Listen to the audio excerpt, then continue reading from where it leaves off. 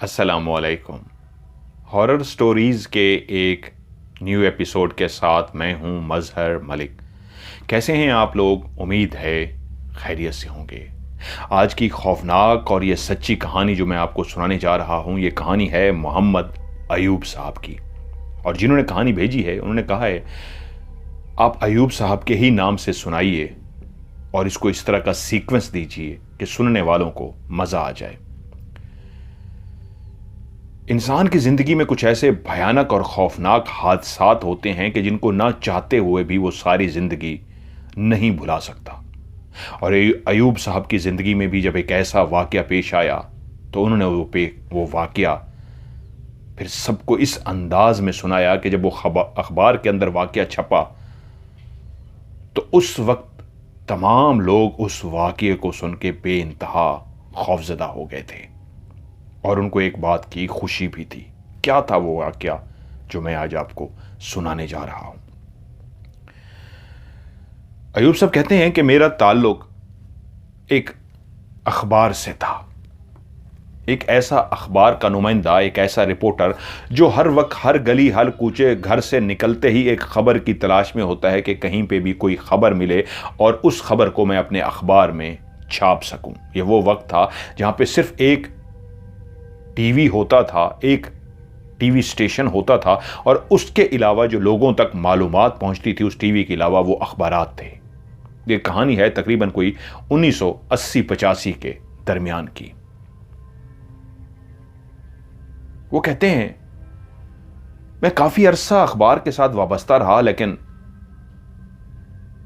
किस अंदाज में मैं वहां से एक रिपोर्टर जो था वो कैसे एक उस्ताद बन गया मुझे नहीं पता, लेकिन ज़िंदगी में ऐसा हुआ कि फिर मैं एक स्कूल के अंदर पढ़ाना शुरू हो गया क्योंकि एक सरकारी मुलाजमत मुझे मिल रही थी। सो मैंने उसको कबूल कर लिया और हर महीने मुझे तनख्वाह मिल जाती।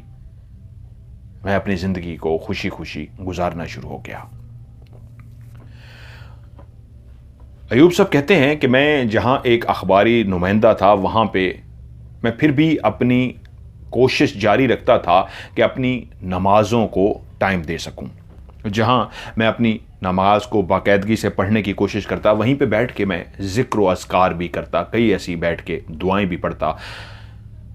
और जब स्कूल टीचर बना तो उस वक्त भी ये मेरी इबादत का सिलसिला जारी रहा। लेकिन एक चीज़ जो मेरे अंदर थी वो थी जुस्तजू, क्योंकि एक रिपोर्टर रह चुका था और रिपोर्टर की ज़िंदगी में एक जुस्तजू होती है हर चीज़ की तह में जाना। कोई बात सुनने को मिले तो उसकी गहराई में जाके मालूम करना कि हकीकत है क्या। ऐसे ही वक्त गुजर रहा था कि मेरा तबादला हैदराबाद से दूर एक ऐसे गांव के स्कूल में किया गया जहां जब मैं अपना बैग लेके पहुंचा तो वहीं पता चला कि स्कूल तो काफी बड़ा है, लेकिन इस स्कूल के अंदर बच्चों की तादाद भी बहुत ज्यादा है। और वहीं पे ही मुझे रहने के लिए किराए का मकान भी मिल गया। जब इस स्कूल के अंदर मैं एक एज ए उस्ताद पढ़ाने के लिए अगले ही दिन पहुंचा तो पता लगा कि क्लासरूम भी काफ़ी बने हुए हैं, लेकिन इर्द गिर्द के काफ़ी बच्चे यहाँ पे पढ़ने के लिए आ जाते हैं। ये वो दौर था जहाँ पे स्कूल बहुत कम होते थे और अगर लोग अपने बच्चों को पढ़ाने की कोशिश करते तो तादाद इतनी बढ़ जाती थी कि मेरे जैसे उस्ताद परेशान हो जाते थे। एक क्लास के अंदर इतने ज्यादा बच्चों को कंट्रोल करना मुश्किल होता था। बाहर काफी बड़ा सहन था। ये इस अंदाज का स्कूल बना हुआ था कि इसका जो मेन गेट था, जब उससे दाखिल होते तो एक गली की तरह का एक काफी खुला सा रास्ता था। इतना खुला था कि एक गाड़ी भी आराम से गुजर सके और आगे जाके एक बहुत बड़ा सहन सा शुरू हो जाता। एक ऐसा बहुत बड़ा ग्राउंड जिसके चारों तरफ ना सिर्फ कमरे बने हुए थे बल्कि कुछ हिस्से ऐसे थे जिसपे खाली दीवारें थीं। दो इतराफ ऐसे थे जहां पे बकायदा कमरों का सिलसिला था। एक इतराफ ऐसा था जहां पे आधी जगह पे कमरे थे और बाकी जगह पे खाली दीवार, और उससे आगे बिल्कुल जहां पे कोना था वहां पे एक काफी पुराना और काफी बड़ा मंदिर बना हुआ था। ये शायद हो सकता है पाकिस्तान बनने से भी पहले का वो मंदिर वहाँ पे मौजूद हो। वो कहते हैं मुझे उसकी तारीख का तो नहीं पता, लेकिन लगता यही था। काफ़ी बड़ा मंदिर जो अपने दौर में बनाया गया था। वक्त के साथ उस मंदिर के अंदर इस तरह स्कूल बनाया गया कि वो मंदिर उस स्कूल के इहाते में ही मौजूद था।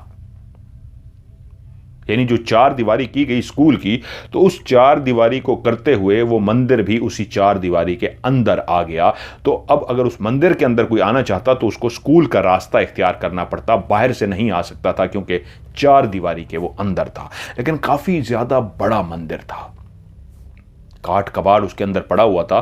क्योंकि जब 1-2 दिन मुझे हो गए और मैंने पूरे स्कूल का विजिट किया, तो उस मंदिर के अंदर भी मैं गया तो मैंने देखा बकायदा उसके अंदर 2 पंखे भी लगे हुए हैं और काफी बड़ा मंदिर है।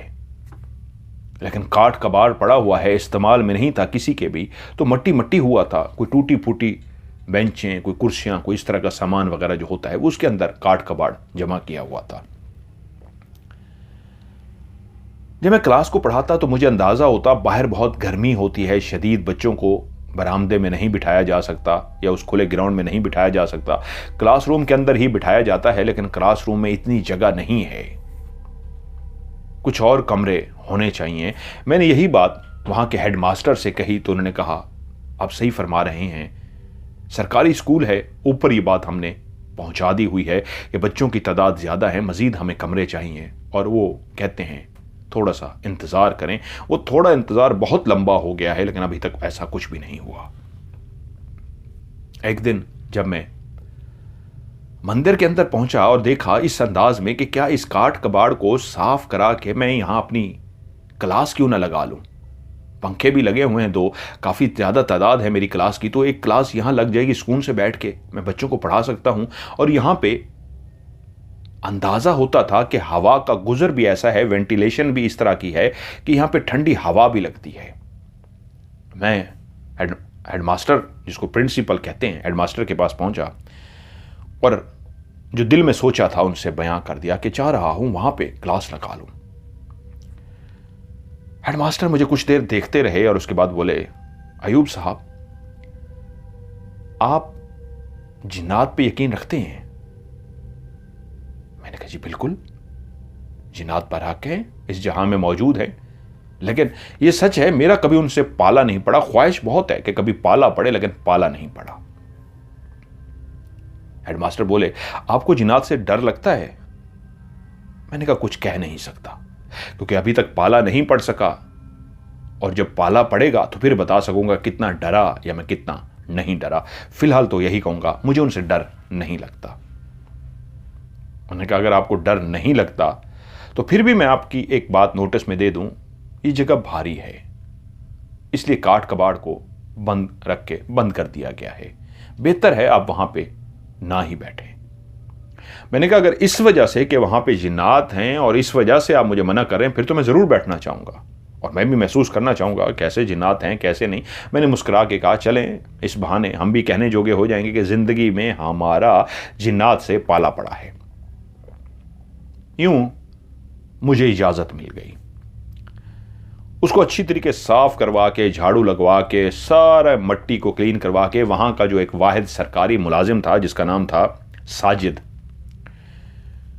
चाबियां भी स्कूल की उसी के पास होती थी, सुबह सुबह वही आके स्कूल को खोलता था, सफाई करता था, चाय वगैरह वही पिलाता था। वो सरकारी चपड़ासी कह लीजिए, स्कूल का चपड़ासी था।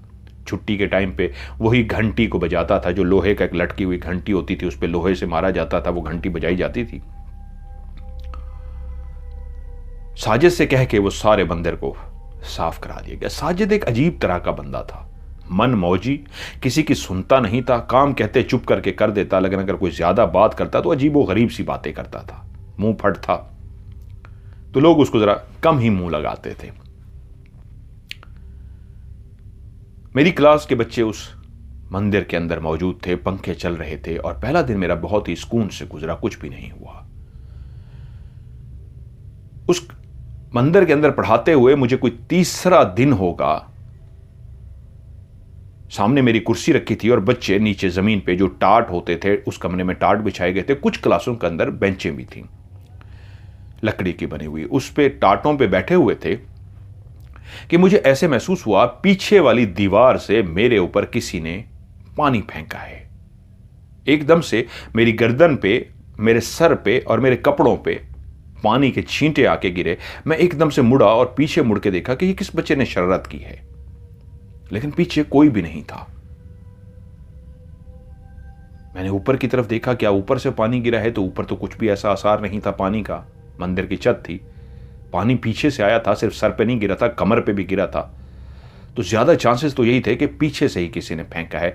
मैं उठा अपनी जगह से और उठ के दीवार के पास ऐसे गया देखने के लिए कि कहीं पे कोई सुराख वगैरह तो नहीं है, कहीं से किसी बच्चे ने शरारत की हो, पानी फेंक दिया हो। तो मैं देखता रहा और अपने कमर पे भी हाथ लगा के उस गीले हिस्से को देखा, तो वो मेरा वहम नहीं था, पानी उस पे था। खैर, मैं बच्चों की तरफ देखा, बच्चे मेरी तरफ देख रहे थे कि उस्ताद साहब को क्या हुआ है, उठ के कमर पे हाथ लगाते हैं और पीछे दीवार को देख रहे हैं। मैंने कहा, बच्चों पढ़ो तुम लोग। फिर उनको पढ़ाई की तरफ मैंने मसरूफ कर दिया, क्योंकि ज़्यादा बच्चों को उस वक्त में संभालने का एक ही ज़रिया था कि आप इनको पढ़ाई में मसरूफ रखें, तो ये ठीक रहते थे, वरना ये बहुत शरारतें करते थे। 2 दिन और खैरियत से गुजर गए। 2 दिन के बाद फिर उसी कुर्सी पे बैठा मैं अपनी क्लास को वहीं पे पढ़ा रहा था कि मेरे कान के पास किसी ने इस अंदाज में सांस खींची, जैसे कोई गहरी सांस लेता है और छोड़ता है। इस अंदाज में सांसों की आवाज से मैं एकदम चौंका और अपने कान के करीब यूं हाथ किया कि किस चीज की आवाज है। देखा, कोई भी नहीं, लेकिन एक मुझे आवाज सुनाई दी थी। और जब मैंने कान पे ऐसे झटका लिया और आवाज की तरफ था, बच्चे फिर से मुझे देखना शुरू हो गए, क्या हुआ उस्ताद साहब को? इस पे भी मैंने तवज्जो ना दी। कुछ दिनों के बाद, 2 या 3 दिन के बाद फिर से ऐसा हुआ कि मैं अपनी उसी कुर्सी पे बैठा हुआ था कि मुझे ऐसा महसूस हुआ मेरे कंधे पे किसी ने हाथ रखा है। ऐसा हाथ जो बहुत ही ज्यादा गर्म होता है, ऐसे गरम गरम हाथ मेरे कंधे पे रखा गया। और जैसे ही मेरे कंधे पे हाथ रखा गया, मुझे एकदम से झटका लगा और मैंने पीछे मुड़ के देखा। पीछे कुछ भी नहीं था। ये क्या है? क्या मेरा वहम है? क्या कुछ मैं अनजाने में इस तरह कर रहा हूं? क्या मेरे क्लास के बच्चे सामने बैठे हैं और मेरे कंधे पे गरम गरम हाथ का लम्स मुझे महसूस होता है? क्या मेरा वहम है या हकीकत में कोई हाथ था? मैं ये सारा कुछ सोच रहा हूं कि देखता हूं बच्चे मेरी तरफ देख रहे हैं ऐसी नज़रों से, जैसे वो सवाल कर रहे हों नज़रों से कि उस्ताद मोहतरम, सब खैरियत है ना? क्या हुआ है? किस बात पे आप परेशान हैं? लेकिन मैंने अपने उस ख्याल को झटका और फिर से उनको पढ़ाना शुरू कर दिया। लेकिन उससे अगले दिन फिर ऐसा हुआ कि मैं उसी तरह बच्चों को पढ़ा रहा था, तो 2 गरम गरम हाथ जो कुर्सी के पीछे से इस अंदाज में आए कि उनकी उंगलियां, जिसके आगे बारीक कोई ऐसे नाखून हो जो नोकदार नाखून होते हैं, जैसे किसी ने अपना नाखून बढ़ाया हो और उसको काटा इस अंदाज में हो कि उसकी चूंच बना दी हो नोकदार, तो जब वो किसी को चबोया जाता है तो एकदम से आप उछलते हैं। तो बाकायदा 4 उंगलियों के नाखून, वो 4 नाखून थे, नाखून मुझे चबोए गए इस अंदाज में कि नाखूनों के साथ वो जो उंगलियों का लम्स होता है, वो मुझे लम्स भी महसूस हुआ। जैसे ये नाखून है, ये टच किए हैं तो साथ में ये पूर भी आपको टच होंगे। तो मैं एकदम से ऐसे झटका लिया और सारे बच्चे जो पढ़ रहे थे मुझे झटका लेते देख के हैरान हुए। और उसी लम्हे मेरे कान के अंदर एक कहका सुनाई दिया। एक औरत का कहका, किसी औरत ने जोर से कहका लगाया था और वो कहका इतना आहिस्ता नहीं था कि सिर्फ मैं सुन सकता, वो क्लास के बच्चों ने भी सुन लिया होगा। मैं अपनी जगह से खड़ा हो गया और बच्चे जो मुझे देख के पहले पढ़ रहे थे एकदम से पढ़ना रुक गए और उन्हें अपने आंखें इस अंदाज में खोली जैसे मुझसे सवाल पूछ रहे हो कि गड़बड़ तो कुछ जरूर है। मैंने अपने उस जगह को देखा जहां पे नाखून चबोए गए थे, वहां पे बकायदा निशान से बन गए थे। इस तरह बहुत ज्यादा जोर तो नहीं था, लेकिन बकायदा हल्के से निशान थे, दोनों तरफ नाखून चबोए गए थे। और बच्चे जब मुझे देख रहे थे तो मैंने कहा, बच्चों क्या तुम लोगों ने किसी का कहका सुना है? उन बच्चों ने इकट्ठे जैसे जवाब देते हैं स्कूल के बच्चे, हाँ सर, नहीं सर, जिस तरह इकट्ठे, तो सब ने बायक वक्त एक ही आवाज में कहा, नहीं सर, नहीं उस्तादी, हमने कोई कहका नहीं सुना। ये तो बहुत वाज़ेह कहका था, क्लियर कहका था। पहले मुझे टच किया गया और उसके बाद एक कहका सुनाई दिया, बच्चों ने क्यों नहीं सुना? मैंने कहा, तुम लोगों ने नहीं सुना? तो एक बच्चा जो उनमें क्लास में काफ़ी बड़ा था, समझदार भी था, वो बोला, उस्ताद जी, आपसे पहले भी एक उस्ताद थे, वो भी ऐसी बातें करते थे। मैंने कहा क्या मतलब है इस बात का? तो वो बोला, मैंने कहा खड़े हो जाओ। वो खड़ा हो गया तो बोला, उस्ताद जी, यहां पे पहले भी एक क्लास लगी थी और वो जो उस्ताद थे वो बताते थे कि उनके ऊपर किसी ने पानी फेंका है। फिर वो बताते थे किसी ने उनके कंधे पे हाथ रखा है। कभी वो कहते मेरे कान में कोई बोला है, कभी वो कहते थे किसी ने कहका लगाया है। और उसके बाद वो डर गए थे बहुत ज्यादा। उस्ताद जी वो फिर चले गए थे और मुझे पता लगा है उस्ताद जी, मैंने सुना था एक दफा कि वो कह रहे थे वो मर गए थे बाद में।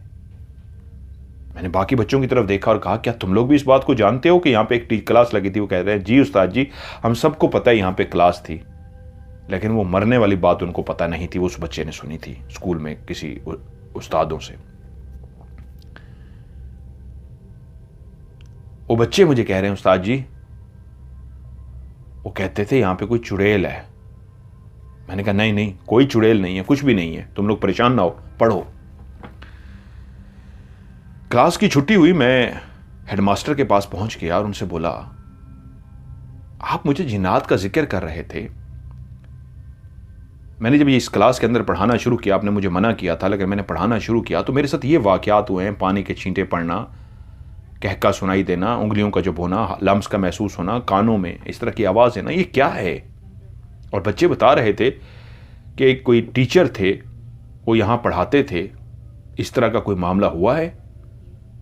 वो बोले हाँ, क्योंकि आपको मैंने पहले दिन पूछ लिया था कि आप जिन्नात और इस तरह की बातों को मानते हैं, तो आपने कहा था मानता तो हूं लेकिन डरता नहीं हूं। तभी मैंने आपको कहा था यहां पे आप ना पढ़ाएं, लेकिन आपने कहा चलें मैं भी एक तजर्बा करना चाहता हूं, तो आपने बच्चों को पढ़ा लिया। अमूमन इंसान रात के टाइम में डरता है, दिन को सूरज की रोशनी में इंसान कम ही डरते हैं। लेकिन ये जो मंदिर है ये भारी है, कई सालों तक ये बंद पड़ा रहा है। स्कूल की इमारत बनने से भी पहले ये यहां पे मौजूद था और वीरान था।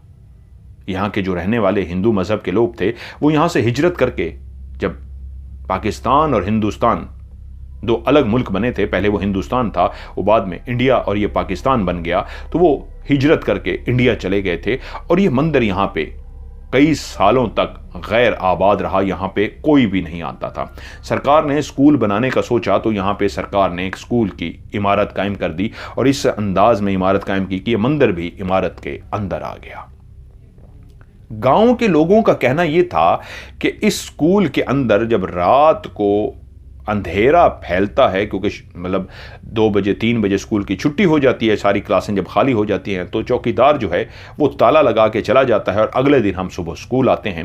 लेकिन गांव वालों ये बताते थे कि जब यहाँ पे रात का अंधेरा फैलता है तो यहाँ पे बाकायदा ऐसा नज़र आता है जैसे कोई शादी हो रही हो, ऐसा महसूस होता है जैसे यहाँ पे कोई जश्न मनाया जा रहा हो, या ऐसा महसूस होता है जैसे यहां पे कई ऊंचे ऊंचे कदों वाली कोई मखलूक हो, जिसको दूर से लोगों ने देखा था जैसे आसमान से कोई मखलूक उड़ती हुई तेजी के साथ आई जो काली स्याह थी और वो स्कूल के अंदर उतर गई।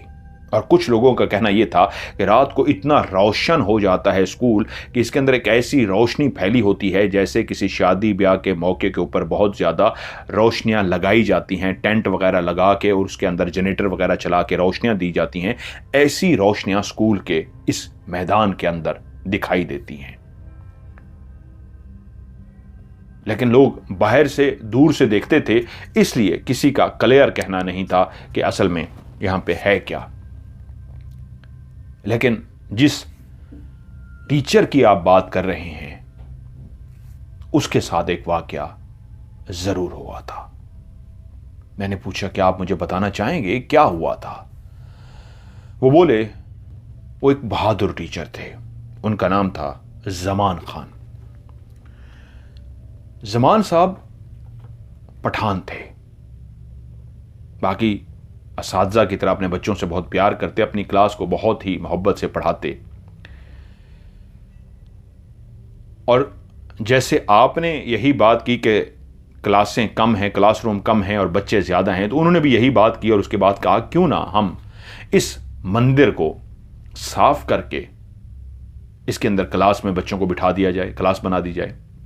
तो उस वक्त तक जो बातें मशहूर थीं वो इस स्कूल के ग्राउंड के हवाले से मशहूर थी कि रात होते ही रात के ग्राउंड में बहुत कुछ होता है। लेकिन जमान साहब उस क्लास को खाली करा के पहली दफा उन्होंने ही अपने बच्चों की क्लास वहां पे लगाई। उस क्लास के अंदर उनके साथ हल्के फुल्के वाकयात हुए थे, जैसे पानी का गिरना, पानी के छींटे उनके वजूद पे गिरे, किसी कहके को सुनना, किसी लम्स को महसूस करना। जब इस तरह के वाकयात हुए तो एक दिन छुट्टी के बाद बाकी असातिज़ा भी बैठे थे और वो आके बैठ के मेरे पास और बोले, ये इधर मंदिर में तो कुछ मसला है।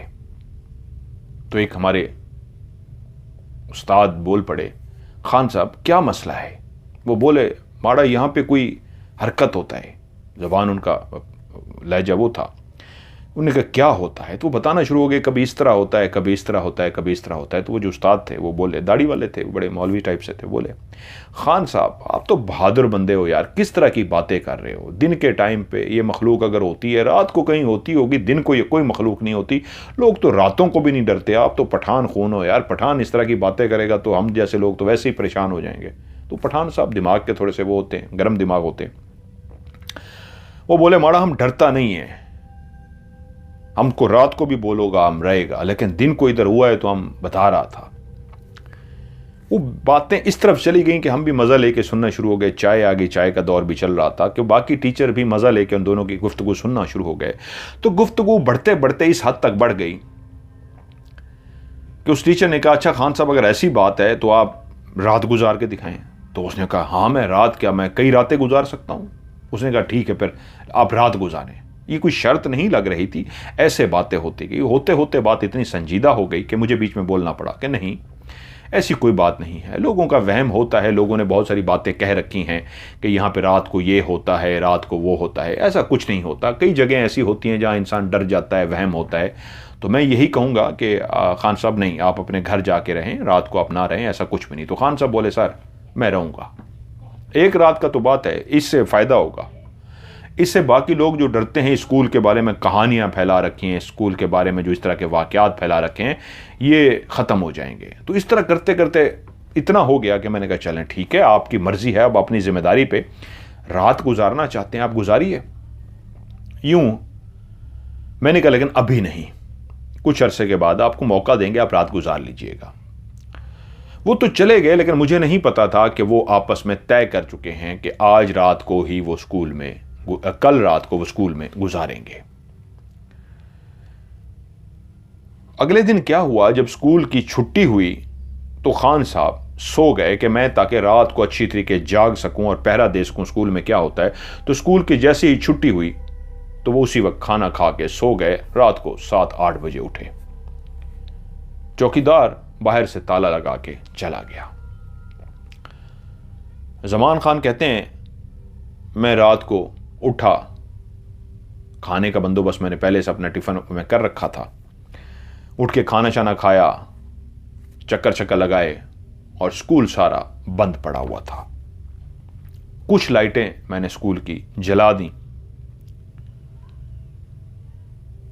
और यूं मैं स्कूल के अंदर इधर उधर फिरता रहा, यहां तक कि रात के 10 बज गए। मैंने कुर्सी उठाई और कुर्सी उठा के स्कूल के ग्राउंड के अंदर कुर्सी डाल दी, उसके अंदर बैठ गया। 11 बज गए, कुछ भी नहीं हुआ, सारा स्कूल खामोशी, बिल्कुल खामोशी में डूबा हुआ। लेकिन जैसे ही रात के 12 बजे हैं, 12 बजते ही मैंने देखा है मंदिर के अंदर से एक काला स्याह साया निकला है जो धुएं की तरह था। और वो धुआं जैसे ही निकला है, ऐसे जैसे आग लगती है और एक काला स्याह धुआं निकलता है, ऐसे ही धुआं आता गया है और मेरे बिल्कुल सामने ग्राउंड के सेंटर में आके वो धुआं एक जगह पे ऐसे बैठ गया है। और जहां पे धुआं बैठा है उसके बाद तेजी से वो धुआं आसमान की तरफ जाना शुरू हो गया है। और देखते ही देखते मैं एक बात बताना भूल गया कि हेडमास्टर बता रहे थे कि जब वो शर्त लगी उनकी आपस में, तो अगले दिन जब असातिज़ा पहुंचे थे तो वो खान साहब स्कूल के गेट के पास ही बेहोश पड़े हुए थे और उनको मुश्किलों से होश में लाया गया था, इस काबिल बनाया गया कि उनसे सुन सकें क्या हुआ है। और जैसे ही होश में आए तो वो पहला जुमला जो कह रहे थे वो कह रहे थे, वो चुड़ैल मुझे साथ ले जाएगी, मुझे बचा लो, वो चुड़ैल मुझे साथ ले जाएगी, मुझे बचा लो, वो चुड़ैल मेरे साथ ले जाएगी। मुश्किलों से उन्होंने उनको नॉर्मल किया, इस काबिल कर सके कि उनसे पूछ सकें कौन सी चुड़ैल तुम्हें अपने साथ ले जाएगी। तब उन्होंने ये कहानी बतानी शुरू की कि जैसे ही वो धुआं सा निकला, ग्राउंड के अंदर आया, तो वो ऊपर आसमान की तरफ जैसे ही गया तो नीचे से पांव और टांगे बनना शुरू हो गई और एक वजूद बनना शुरू हो गया, एक काला स्या भारी भरकम वजूद। और वो फैलता जा रहा था, धुआं जितना फैलता जा रहा उतना वजूद बनता जा रहा था। ऐसा लगता था एक ऐसा वजूद था जिसके बहुत बड़े पांव और इतनी लंबी टांगें थीं कि मैंने गर्दन को घुमा के ऊपर आसमान की तरफ देखा तो जहां तक मेरी निगाहें आसमान को देख सकीं उसका कद ही कद था। कहां पे उसका कद खत्म हो रहा था ये मुझे नजर नहीं आया। उसका वजूद इतना ऊंचा और बड़ा हो चुका था कि मैं खौफजदा हो गया कि ये क्या चीज है कि उसी वक्त वो वहीं से खड़ा खड़ा उड़ा है और ऊपर आसमान की तरफ गायब हो गया है। उसी लम्हे उसी मंदिर के अंदर से, मैं अपनी कुर्सी से हिल नहीं सका वो मंजर देख के, उसी मंदिर के अंदर से एक काली स्याह चिमगादड़ सी निकली है और उस चिमगादड़ ने आके मेरे सर के ऊपर गोल गोल घूमना शुरू कर दिया। मैं अभी तक वो जो ऊपर आसमान में जाके गायब हो गया था उसके सोच ही रहा था कि चिमगादड़ आ गई और इसको मैं गर्दन घुमा के गोल गोल देख रहा था कि गोल गोल ऊपर घूम रही है कि देखते ही देखते वो चमगादड़ एकदम से सामने गई है और हवा में अब उसने पर हिलाने बंद कर दिए। उसके पर रुके हुए हैं और वो एक जगह पे ऐसे जम से गई है हवा के अंदर बगैर पर हिलाए, वरना अगर चमगादड़ रुकती नहीं एक जगह पे जाके बैठती है या घूमती रहती है। अब वो मेरे सामने खड़ी है और पर भी नहीं हिला रही और मैं हैरान हूं कि वो गिर भी नहीं रही नीचे। और उसी वक्त बगैर पर हिलाए एकदम से उसके अंदर से एक वजूद निकला और वजूद इस अंदाज में नीचे जमीन पे गया कि तकरीबन कोई 5 फुट 8 इंच या 9 इंच की एक औरत का वजूद बन गया। एक ऐसी औरत जिसकी शक्ल इंतहाई मकरूह, इंतहाई भयानक, इंतहाई खौफनाक थी। उसके हाथों के नाखून ऐसे कि उसको देख के आपकी जान निकल जाए, इतने बड़े बड़े। उसका चेहरा इतना लंबा था और उसकी जबान बहुत बड़ी जबान जो बाहर निकली हुई थी, ऐसे जैसे सांप बाहर जुबान निकालता है और अंदर ले जाता है, ऐसे कोई तकरीबन 3-4 फुट लंबी वो जबान बाहर निकालती, उसके यहां तक जबान आती और वो अंदर ले जाती। उसकी आंखें लाल सुर्ख थीं, उसका मुंह बहुत बड़ा था और उसके दोनों दांत ऊपर वाले भी नीचे वाले भी इतने बड़े थे कि नीचे तक आ रहे थे। वो मुंह को खोलती थी तो जबान नीचे आती थी तो क्लियर दांत जो बाहर निकले हुए थे, लंबे इतने थे कि वो मुंह के अंदर रख ही नहीं सकती थी, वो इतने बड़े बड़े थे, वो क्लियर नजर आ रहे थे। और लाल सुर्ख आंखों के साथ वो मुझे ही देख रही थी और उसके दांतों से खून टपक रहा था। जैसे ही उस चमगादड़ ने उस भयानक सी खौफनाक सी चुड़ैल का रूप धारा जो मेरे सामने खड़ी थी, तो उसके बाद उसने झूमना शुरू कर दिया और गोल गोल लहराना शुरू कर दिया।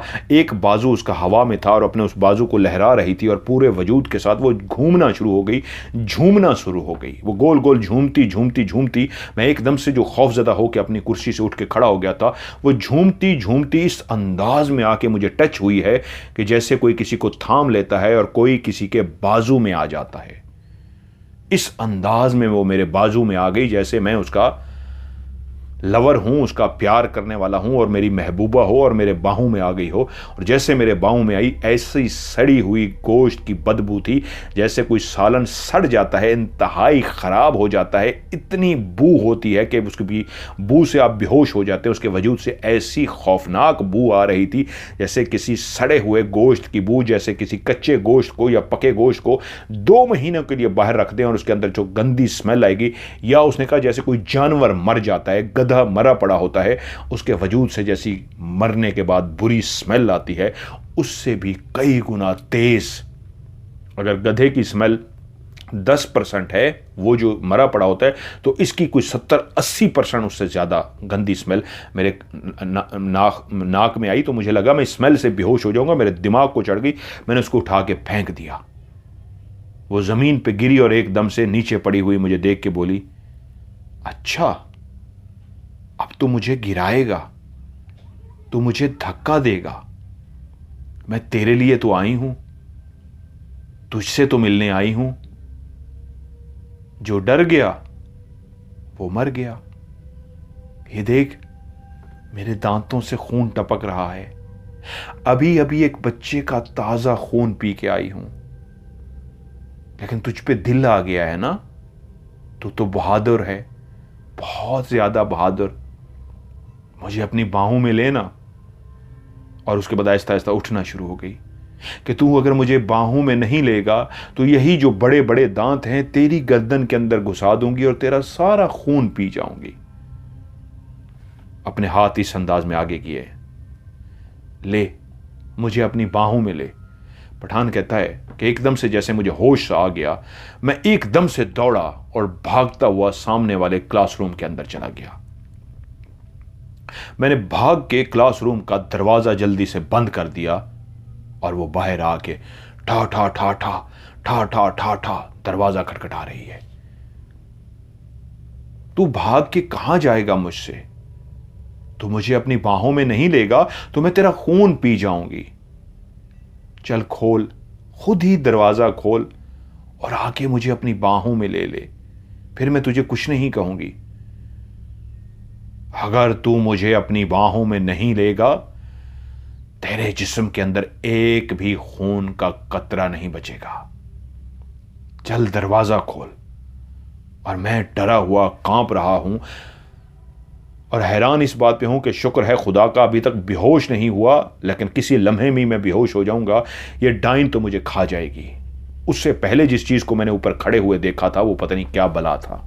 वो इतना बड़ा था जिसका कद ही ऊपर तक मुझे नजर नहीं आया, और ऊपर से ये खौफनाक डाइन जिसको देख के मैं थर थर कांप रहा था और बाहर दरवाजा खटखटा रही थी कि मैं दरवाजा खोलूं।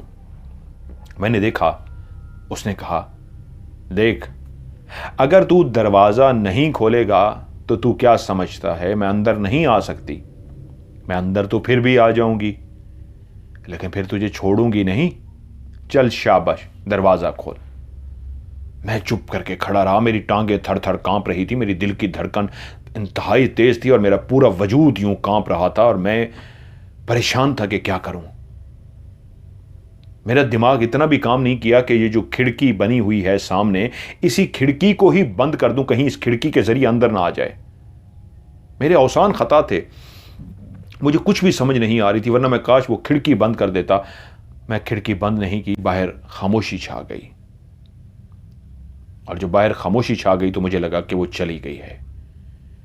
मैंने सुकून का सांस लिया कि उसी वक्त मैंने देखा खुली हुई खिड़की से एक चमगादड़ अंदर दाखिल हुई है, और उस चमगादड़ को दाखिल होते ही मैंने देख लिया था ये वही चमगादड़ थी जो उस मंदिर से निकल के आई थी, जिसने उस औरत का, उस भयानक चुड़ैल का रूप धारा था। वो जैसे ही अंदर दाखिल हुई, मैंने कहा या खुदाया, ये मुझसे क्या गलती हुई, मैं खिड़की ही बंद कर देता। और जैसे ही वो खिड़की से अंदर दाखिल हुई, दाखिल होते ही उसने उसी औरत का रूप धार लिया और फिर से अपनी वही नाखून वाले बड़े बड़े कंधे से हाथ आगे किए और बाहें फैला दी कि आजा, मेरी बाहों में आजा, मुझे अपनी बाहों में ले ले। एकदम से मैंने दरवाजा खोला और बाहर दौड़ लगा दी। मैं इतनी तेज दौड़ता हुआ जा रहा था कि मुझे कोई होश नहीं, वो मेरे पीछे आ रही है नहीं आ रही, मुझे कुछ पता नहीं। और मुझे ये पता था कि मैं अब बाहर कैसे निकलूं। तो वो जो गेट के साथ वो जो एरिया है वो छोटा सा है, मेरे दिमाग में आया कि उससे छलांगा लगाऊं और मैं बाहर चला जाऊं। मैं दौड़ते दौड़ते दौड़ते जब उस दीवार के पास पहुंचा और छलांग लगाने की कोशिश की तो एकदम से महसूस हुआ किसी ने सर के अंदर कुछ मारा है। मेरे सर के अंदर कुछ लगा जो इंतहाई नरम और मुलायम था, लेकिन इंतहाई गर्म था। वो मेरे सर में लगा है और मैं जब नीचे गिर रहा था तो आखिरी जुमला जो मेरे कानों में बेहोश होने से पहले था वो ये था, तुझे तो मैं लेके जाऊंगी साथ। जब मैं भागता हुआ आ रहा था तो वो मेरे में इतना आसान मेरे खता थे कि अब मुझे याद आ रहा है कि जब मैं भागता हुआ जा रहा था तो मुझे कह रही थी, तू जितना भाग, मैं तुझे नहीं छोड़ूंगी, तुझे हर सूरत में अपने साथ लेके जाऊंगी। और जब मुझे कुछ सर में कोई चीज़ लगी और मैं नीचे गिर के बेहोश होने लगा, और बेहोश होने से पहले आखिरी जुमला था जो कहका लगा के कि बस अब तू मेरा है और तुझे मैं 100% लेके जाऊंगी, ले तुझे मैंने अपने कब्जे में कर लिया है। और उसके बाद मैं बेहोश हो गया। और जब सुबह मेरी आंख खुली और आप लोगों ने मुझे होश में लाए, तो मेरे मुंह से जो जुमले निकल रहे थे, आप लोग बता रहे हैं कि मैं कह रहा था कि मुझे ले जाएगी, मुझे ले जाएगी। मेरे दिमाग में वही सब अक्स, वही सर बातें, नक्श थी जो उसने कही थी कि मुझे ले जाएगी। उसको नॉर्मल तो किया, लेकिन वो नॉर्मल ना हो सका। और उसके बाद उसने कहा मुझे यहाँ से जाना है, यहाँ नहीं रुकना, वो मुझे ले जाएगी। उसके दिमाग में मुसलसल उस चुड़ैल का ख्याल था। काफ़ी कोशिश के बावजूद उसको हम लोग उस खौफ से बाहर ना निकाल सके और वो स्कूल को छोड़ के चला गया। उसके बाद हमें पता लगा कि जब वो स्कूल पहुंचा था, अपने शहर पहुंचा था, तो वहां से हमें इतला मिली थी कि क्या हुआ है, वो दिमागी तवाज़ुन खो बैठा है। उसका इलाज कराने की कोशिश की गई, लेकिन उसके बाद पता लगा कि वो एक रात अपने बिस्तर पे मुर्दा पाया गया। खुदा बेहतर जाने उसके साथ क्या हुआ, क्या डरा कि वो अल्लाह को प्यारा हो गया। जब ये बात हम तक पहुंची, असातिज़ा में से किसी स्टूडेंट ने भी सुन ली, तो कुछ बच्चों को भी पता लग गई। जो आप बता रहे हैं वो लड़का शायद उसने सुन लिया। ये तो बात स्कूल में फैल गई थी कि वो डरा है और इस तरह हुआ है, लेकिन बच्चों को समझा दिया गया कि ऐसा कुछ नहीं, उसने कोई ख्वाब देखा था, वो डर गया था और आपने ये बात किसी को नहीं कहनी। देखो सारे पढ़ रहे हैं, किसी को कुछ नहीं हो रहा। दिन की रोशनी में वैसे भी इंसान को कम खौफ आता है, तो बच्चों को समझा दिया गया और बच्चे अपना पढ़ना शुरू हो गए।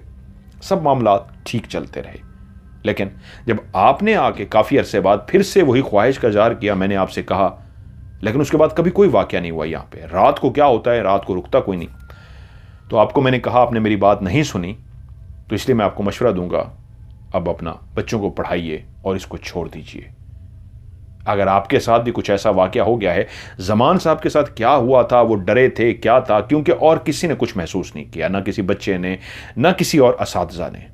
अगर गांव के लोग रात के टाइम का कुछ बताते हैं, रात को तो यहाँ पे होता कोई नहीं। दिन की रोशनी में हमारे में से, हम सब में से, यहाँ तक के तुलबा में से और असातिज़ा में से किसी के साथ कुछ नहीं हुआ।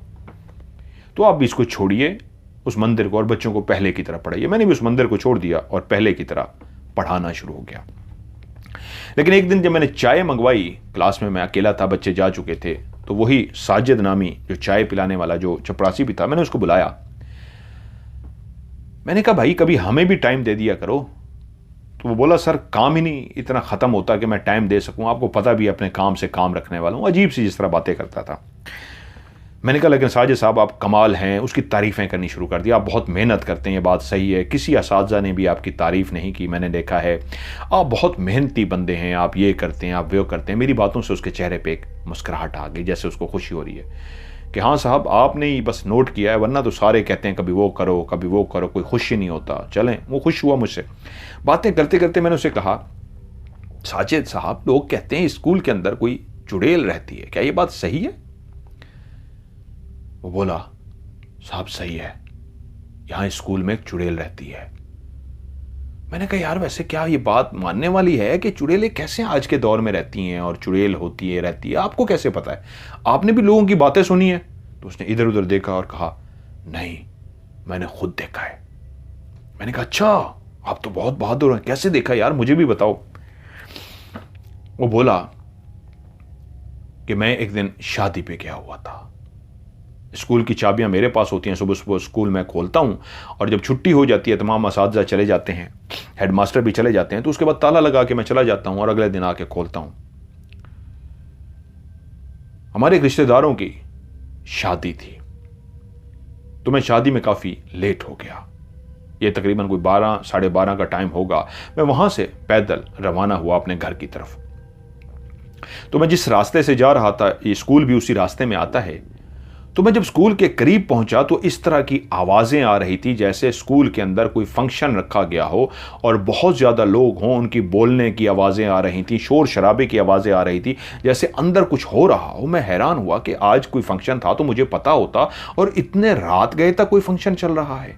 मैं ज़रा देखूँ तो सही, जो ये आवाज़ें आ रही हैं और रोशनी आ रही थी। जिस शादी से मैं आ रहा था वहाँ पर भी जनरेटर चल रहा था और वो लाइटें शाइटें लगी हुई थी, तो उधर जिस तरह की शादी में रोशनी थी, इधर भी स्कूल से ऐसी रोशनी आ रही थी और आवाज़ें आ रही थी। तो मैं, जनरेटर तो कोई नहीं था, मैं चलता हुआ स्कूल के पास गया तो देखा ताला तो लगा हुआ है बाहर से। मैंने कहा जी बाहर से तो ताला है, तो फिर अंदर क्या है? मेरे दिल में भी एक ख्वाहिश पैदा हुई कि फिर अंदर किस चीज़ का शोर है और क्या मंजर है, मैं भी तो देखूं। तो मैं ऐसे आहिस्ता आहिस्ता चलता चलता, स्कूल मेरा सारा देखा हुआ है, एक एक दीवार का पता है। तो एक दीवार ऐसी है जहाँ पे सुराख है, जहाँ से अंदर स्कूल का सारा नजर आता है। बच्चे भी शरारतें करते रहते हैं सुराख के साथ। तो मुझे, मैं आहिस्ता आहिस्ता चलता चलता उस सुराख के पास गया और इस तरह आहिस्ता चल रहा था कि अंदर जो कोई भी है, मैंने सुन रखा था, मैं भी इसको देखूं लेकिन उनको पता ना लगे मैं कौन हूं।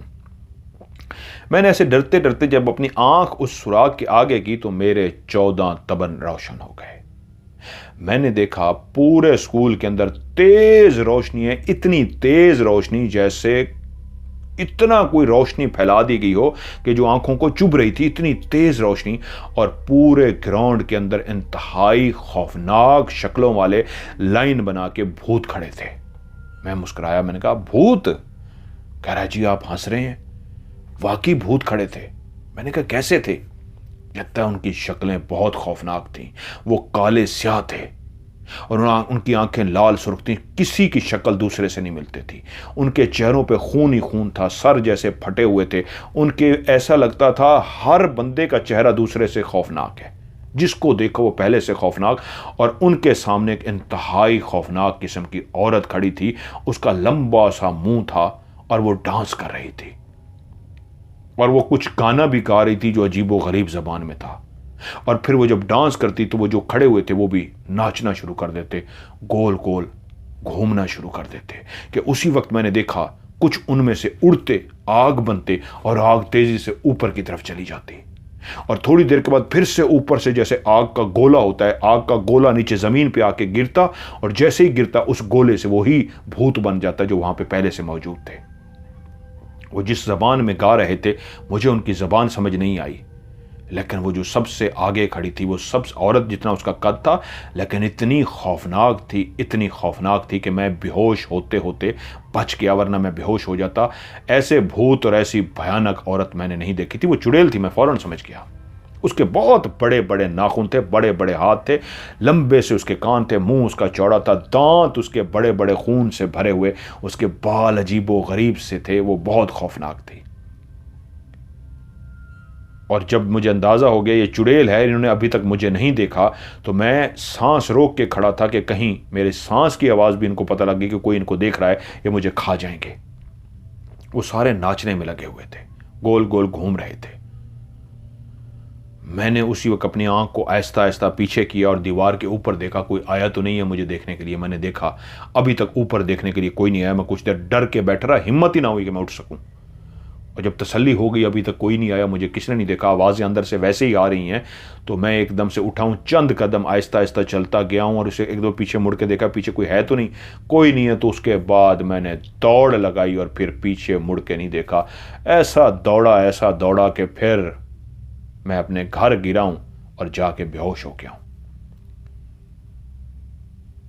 अगली सुबह मैं उस तरह पड़ा हुआ था, घर वाले समझे पता नहीं नशा करके आए या क्या है, मैं बेहोश पड़ा हुआ था। घर वालों ने जगाया कि यहां सोते हैं, तो उनको मैंने कहा कि नहीं, मैं नशा करके नहीं आया था, रात मैंने ये देखा है।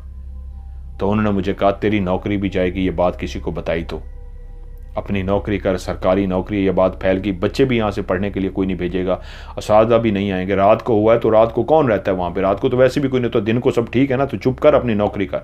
मैं भी डर गया और फिर मैं अपनी नौकरी करता रहा, लेकिन मैंने मास्टर साहब को बता दिया था। और आप दूसरे शख्स हैं जिसको मैं बता रहा हूँ।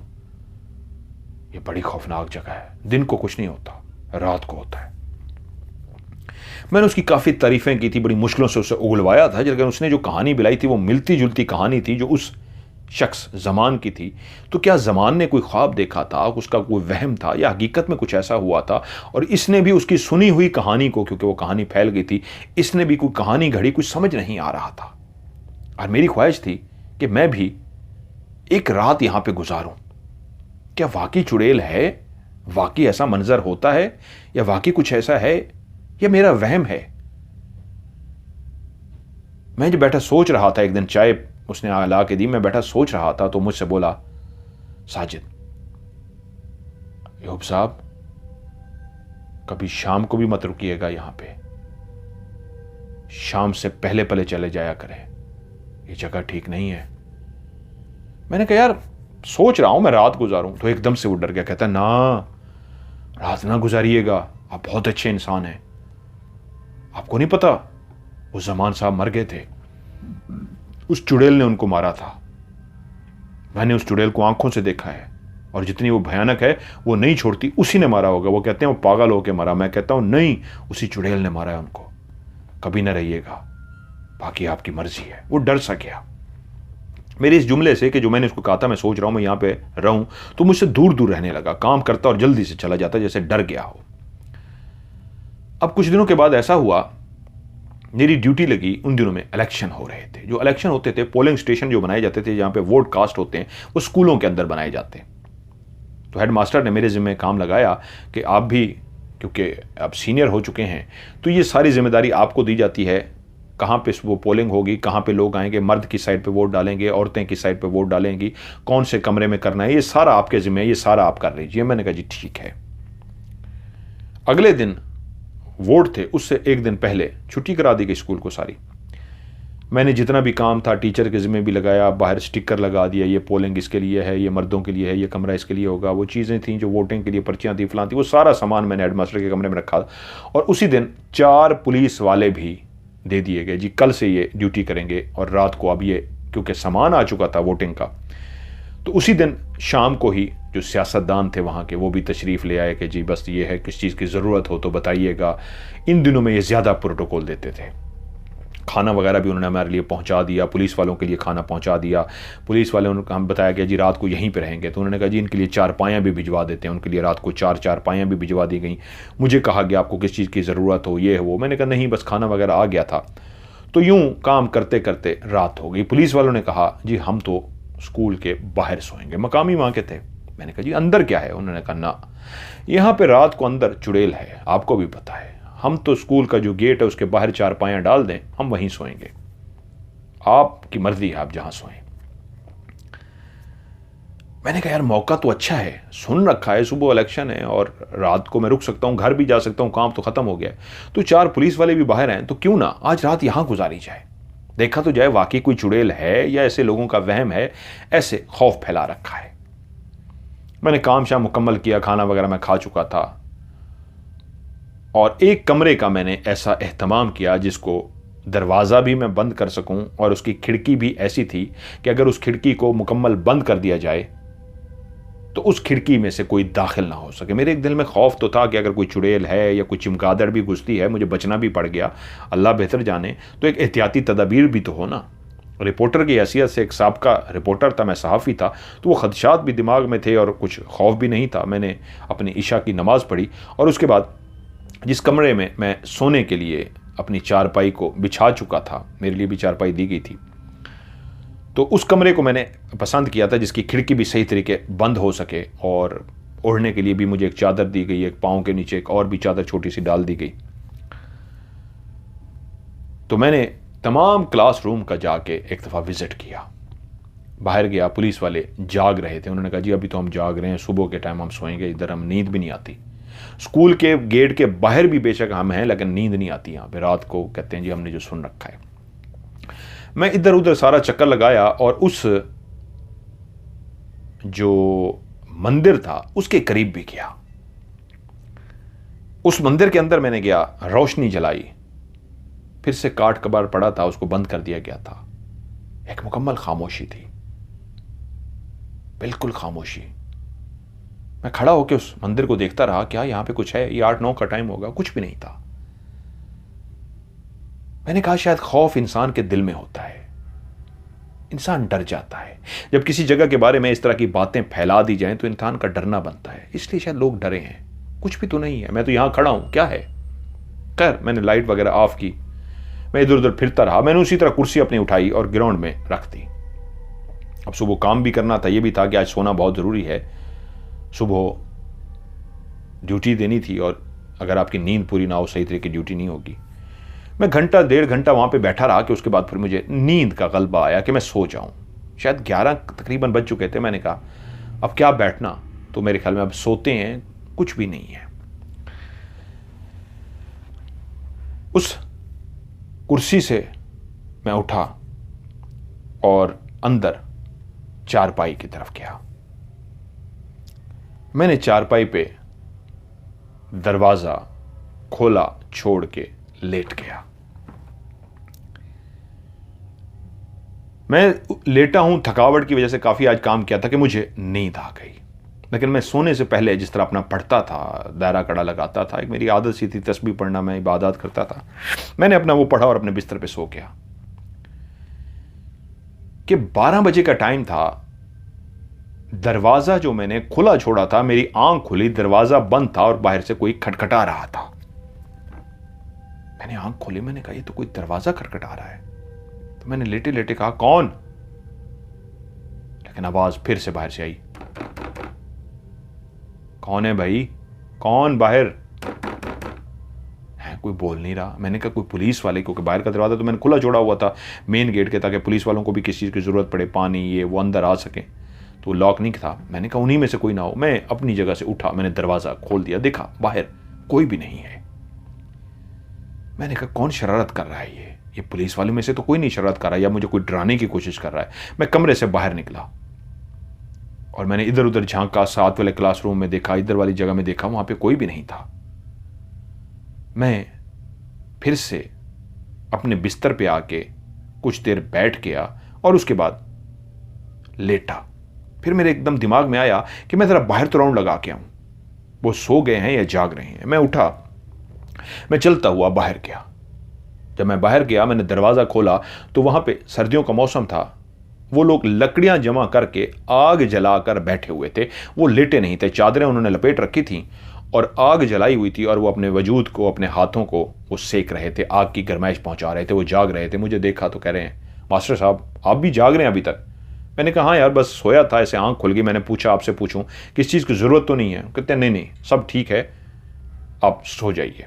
काफ़ी तेज़, काफ़ी ज़्यादा उन्होंने लकड़ियां जलाई हुई थी और काफ़ी बड़ी उन्होंने आग जला रखी थी दरमियान में, सर्दी से रोकने के लिए। उन्होंने कहा जी हमारा इरादा यही है, पता नहीं हम सोते भी हैं रात को नहीं, यहाँ पे तो नींद भी नहीं आएगी, तो इसलिए हमने ये आग जलाई है ताकि रात सारी हमारा गुजारा चल जाए। और ये देखें साथ में लकड़ियाँ भी रखी हैं, आग को बुझने नहीं दे रही, ये ख़त्म होती है और लगा लेते हैं ताकि रात सारी हम इसी तरह जागेंगे। मैंने कहा चलो ठीक है।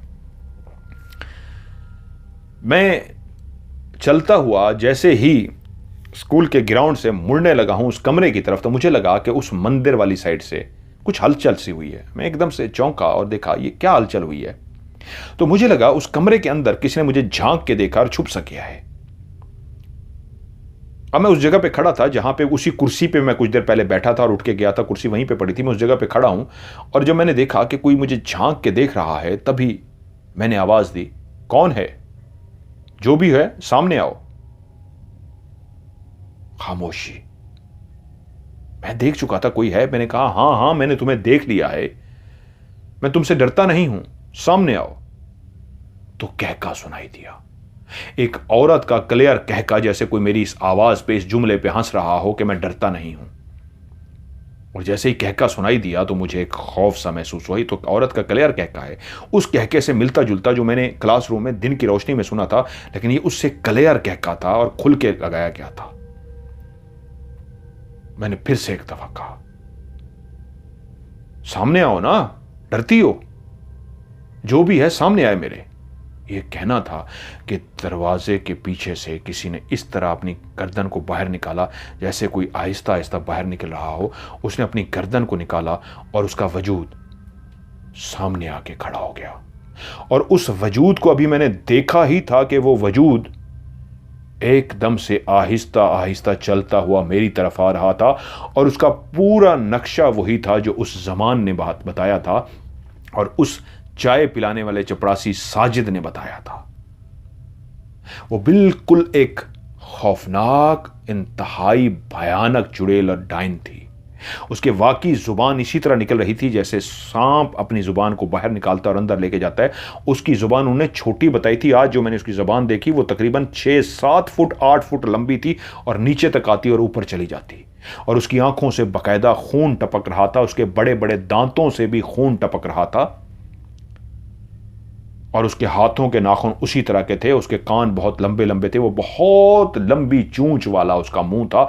उसका मुंह भी इतना नीचे से लंबा हो गया, तो ऊपर से नॉर्मल औरत का मुंह था, नीचे वाली जो थोड़ी होती है, जो चिन होती है, इतनी लंबी होकर नीचे आ रही थी कि उसके वो जो बड़े बड़े दांत थे, जहां अगर उसकी ये चिन, ये जो थोड़ी होती है, अगर वो 4 फुट या 5 फुट लंबी थी, तो दांत उससे भी लंबे थे, 7-8 फुट नीचे तक आए हुए थे।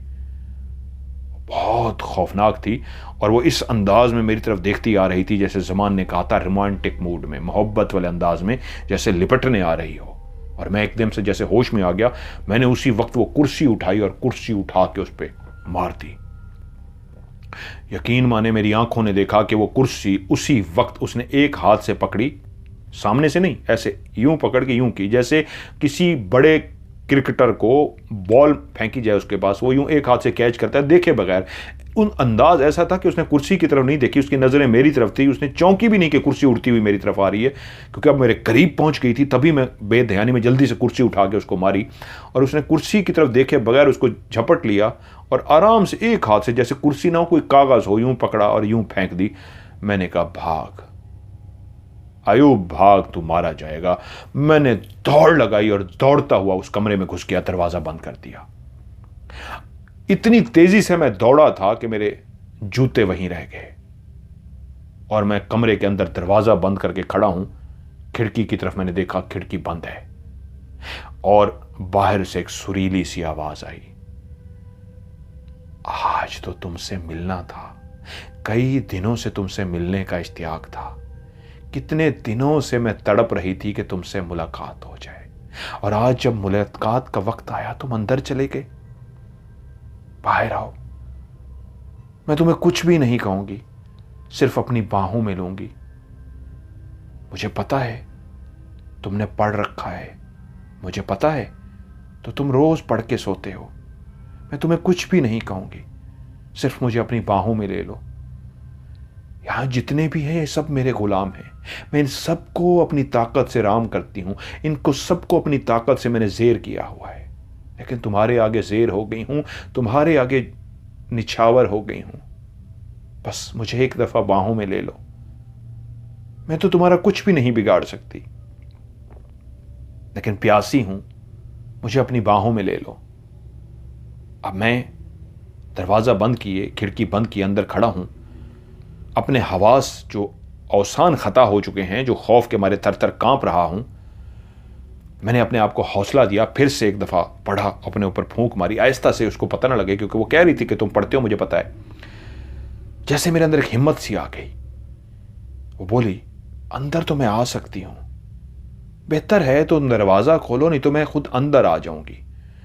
तो एकदम मेरे दिमाग में आया, ये यकीनन चिमगादड़ के रूप में आएगी। एकदम से मेरे दिमाग में पता नहीं कैसे ख्याल आया, कुदरत ने डाला। मैं जल्दी से चारपाई के पास गया, वो जो छोटा सा कपड़ा पड़ा हुआ था, मैंने कपड़ा जल्दी से उठा लिया और मैंने उसे कहा, मुझे पता है तो खिड़की के रास्ते अंदर आएगी। और उसी वक्त मैंने खिड़की को हल्का सा खोल के कपड़ा अपने हाथ में पकड़ के इस अंदाज में खड़ा हो गया और मैंने विर्द शुरू कर दिया कि अगर ये चमगादड़ के रूप में आती है, मैं इसको पकड़ूंगा। और मैं अल्लाह का कलाम पढ़ रहा हूं, वही कलाम जो मैं रोज पढ़ के सोता था। मैंने देखा वाकई खिड़की से अंदर से कुछ घुसने लगा है। मैं समझ गया ये वही आ रही है। और जैसे ही वो उस रास्ते से, जो मैंने थोड़ा सा खिड़की का, एक दो होते हैं बने हुए बंद करने के लिए, एक जो खोला था, उसी से जैसे ही वो चमगादड़ अंदर आई है और उड़ने लगी है, मैंने वो आगे कपड़ा रखा हुआ था, जैसे ही उड़ी है, मैंने उसको कपड़ा इस अंदाज में उसके ऊपर पकड़ लिया कपड़ा कि अब वो खिड़की के ऊपर टच हो रहा था मेरा कपड़ा, और कपड़े के अंदर वो चमगादड़ थी। मैंने जल्दी से अपने हाथों को इस तरह कवर किया कि इस गुथली सी बना लूं, इस चमगादड़ को उस गुथली में पकड़ लूं, और शायद अल्लाह की तरफ से जो मैं विर्द कर रहा था वो मेरी कपड़े में इस तरह फंसी कि उड़ सकती थी, लेकिन मैंने जल्दी से ऐसे कवर किया कि एक सिरा इस अंदाज में पकड़ लिया कि वो एक गुथली सी बन गई कि अंदर वो चमगादड़ है और बाकी दोनों हाथों से मैंने उसको पकड़ रखा है। वो एक जादूगरनी थी, वो ताकतवर थी। वो जैसे ही मेरे हाथ में आई, विर्द मेरा जारी रहा और मैंने जोर से उस गुथली को पकड़ के दीवार में मारना शुरू कर दिया। और मैं जैसे ही मैंने दीवार पे मारा, एक औरत की इंतहाई दर्दनाक चीखने वाली आवाज आई, जैसे उसको शदीद तकलीफ हो रही थी और वो कराह रही थी। मैंने धड़ा धड़ उसको मारना शुरू कर दिया, जिससे मुझे लगता था कि वो चिमगादड़ के रूप में तो है, लेकिन जख्मी हो रही है और कुछ कर नहीं पा रही, क्योंकि साथ साथ मैं विर्द भी पढ़ता जा रहा था। ये कैसे हुआ था अल्लाह बेहतर जानता है, मुझसे हो गया था। मैं उसको काफ़ी देर मारता रहा और विर्द पढ़ते पढ़ते मुझे याद आया बाहर उन्होंने आग लगा रखी है। मैं उसी गुथली को लेकर बाहर की तरफ भागा और जब गेट से भागता हुआ मैं बाहर पहुंचा तो वो दो एक भी अलर्ट हो गए कि ये क्या है, इसके हाथ में क्या हुआ है। आग इस वक्त फुल जोबन पर थी, वो मुसलसल जला रहे थे। मैंने उस गुथली को इस अंदाज में बंद किया और इतना आग के अंदर फेंका और मैं कहा लकड़ियां फेंको इसके आकार। और वो गुथली आग के अंदर ना सिर्फ गिरी बल्कि उन्होंने भी समझ लिया कि कुछ है कि जो जलाना है। उन्होंने भी कुछ लकड़ियां जलती हुई मजीद उसके ऊपर डाल दी और ऐसी चीखें आनी शुरू हो गई, ऐसी चीखें निकलना शुरू हो गई, ऐसी औरत की दर्दनाक चीखें थी जैसे वो तड़प रही थी। हाय मुझे मार दिया, हाय मुझे जला दिया, मैं किसी को नहीं छोड़ूंगी, हाय मुझे जला दिया। और वो समझ गए थे कि उसके अंदर जो भी मैं कपड़े में बांध के लाया था, मैंने जैसे ही फेंका और कहा आग ऊपर फेंको तो उन्होंने जल्दी से हाथों से कोने जो थे, लकड़ियां कुछ जल चुकी थी और कुछ कोने जो जले नहीं थे, वो पकड़ पकड़ के ऐसे उसके ऊपर डाले कि पूरी उस कपड़े के अंदर लिपटी हुई उस चमगादड़ को आग ने चारों तरफ से लपेट लिया था और वो आग में जलती रही और उसकी चीखें काफ़ी देर आती रही। वो चारों पुलिस वाले डर के दूर खड़े हो गए। मैंने कहा डरो मत, यही चुड़ैल थी जो जल रही है। और उनको भी जब हौसला हुआ कि ये जल रही है और वो कह रही है हाय मैं मर गई, हाय मुझे जला दिया, वो भी भाग के आए, मजीद उसके ऊपर आग को तेज करना शुरू कर दिया और उसके ऊपर आग डालते रहे, मैं भी डालता रहा। कुछ देर के बाद उसकी चीखें खत्म हो गई। वो सहमे खड़े रहे, मैं खुद भी अपनी जगह पे सहमा खड़ा रहा और फिर मुझसे मुखातिब हुए, मास्टर साहब आपने चुड़ैल को जला दिया। मैंने कहा हाँ यार, पता नहीं कैसे, बहरहाल अल्लाह ने मेरे हाथ में लिखा था, मैंने इसको पकड़ा और उसको जला दिया। वो खुशी से मेरे चारों गले लग गए कि आपने तो बहुत बड़ा काम कर दिया है। खैर जब वो सारी राख बन गई, जल गई, सारा वो किस्सा उसका तमाम हो गया, उसके बाद वो तो नहीं सोए, जागते रहे। मैं अंदर गया लेकिन नींद मुझे भी नहीं आई। सुबह उठे, पोलिंग वगैरह स्टार्ट थी, वो सारा काम रहे और सारा मैं भी मसरूफ़ रहा और एक दो दिन मुझे भी होश नहीं रहा काम का ये है वो है। जब तीसरे दिन मैं स्कूल पहुंचा तो पूरा स्कूल मुझे यूं देखे जैसे पता नहीं मैंने कौन सा बड़ा तीर मारा हो। हेडमास्टर ने मुझे बुलाया और कहा आपने तो कमाल कर दिया मास्टर साहब, आपने चुड़ैल को ही जला दिया, आपने इतना बड़ा काम किया है, हम सोच भी नहीं सकते थे आप इतने बहादुर होंगे और आप ये कर देंगे। मैंने उनसे कहा हेडमास्टर साहब बस यूं समझिए कि मेरा भी कोई ख़ास प्लान नहीं था कि मैं कोई जादूगर हूं या कोई अमलियात जानता हूं या अल्लाह का नेक बंदा हूं, आम सा बंदा हूं।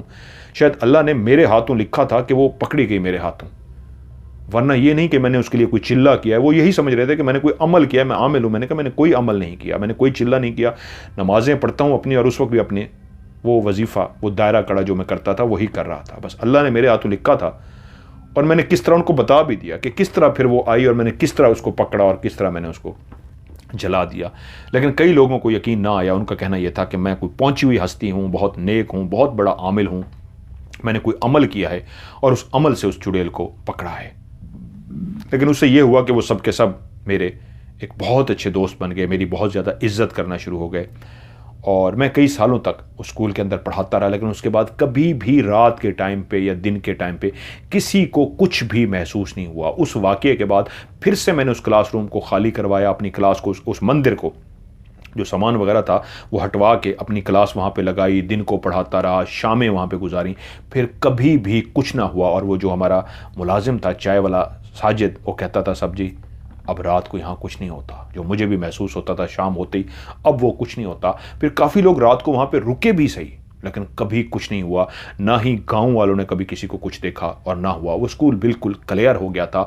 उस चुड़ैल ने शायद मेरे हाथों इस तरह मरना था और अल्लाह ताला ने दिमाग में उसको कपड़े का डाला और मैंने उसको पकड़ा, मेरे बस में नहीं था। शायद मैं जो वजीफ़ा पढ़ रहा था उसकी वजह से हुआ कि पकड़ी भी गई और मैंने उसको जला भी दिया। लेकिन इस कहानी को जब मैंने शेयर किया अखबार के अंदर कि मेरी सच्ची ज़िंदगी का एक सच्चा और खौफनाक वाक़या, तो उस गांव का मैंने नाम और स्कूल का नाम इसलिए नहीं लिखा कि वो आज भी स्कूल वहाँ पे मौजूद है और आज भी वो मंदिर उस स्कूल के अंदर मौजूद है। आज शायद ना हो, जब उन्होंने कहानी लिखी थी ये उस वक्त के अल्फाज हैं कि आज भी वो स्कूल और आज भी वो गांव मौजूद है, तो इसलिए मैं उसका नाम नहीं लिख रहा ताकि लोग डरे ना या कोई परेशानी ना हो। लेकिन उसके बाद कभी भी कुछ नहीं हुआ, स्कूल बिल्कुल क्लियर हो गया और लोगों का खौफ भी ख़त्म हो गया। वो चुड़ैल मर गई थी, इसलिए मैं भी ये कहानी लिख रहा हूँ, वरना मैं भी ये कहानी ना लिखता। आज वो स्कूल बिल्कुल क्लियर है। अच्छा किया उन्होंने उस गाँव का नाम और स्कूल का नहीं बताया, वरना ऐसे बच्चे जो मज़ीद हैं वो एक वहम आ जाता है, खौफ आ जाता है। बिल्कुल कई लोगों ने इस तरह के वाक़यात, जिस तरह उन्होंने चुड़ैल को पकड़ा, ऐसे कई वाक़यात हैं जो पहलवान थे या अल्लाह के ऐसे नेक लोग थे, उन्होंने ऐसे बालों से जाके पकड़ा, इस अंदाज में पकड़ा जब वो किसी रूप को धारे हुए होते हैं। जिस तरह जिन सांप का रूप धार लेता है, उस रूप में उसको मारना बहुत आसान होता है क्योंकि वो सांप के रूप में होता है। लोग सांप को मार देते हैं तो वो जो उसका पार्टनर होता है, मेल या फीमेल, फिर वो बदला लेती है। जो सांप था वो फौरी मर जाता है क्योंकि वो एक रूप धारे हुए था, वो काट तो सकता है या रूप फौरी जल्दी से चेंज कर ले, जो उसको टाइम लगता है। तो इसलिए किसी रूप में अगर जिन्नात या चुड़ैल मौजूद हो, उसको मारना पकड़ना बहुत आसान है, असली रूप में उनको नुकसान पहुंचाना बहुत मुश्किल है। तो इसलिए क्योंकि वो एक चमगादड़ के रूप में थी, इसलिए आसानी के साथ उन्होंने उसको पकड़ लिया। अगर असली रूप में होती तो इतनी जल्दी उसको पकड़ नहीं सकते थे।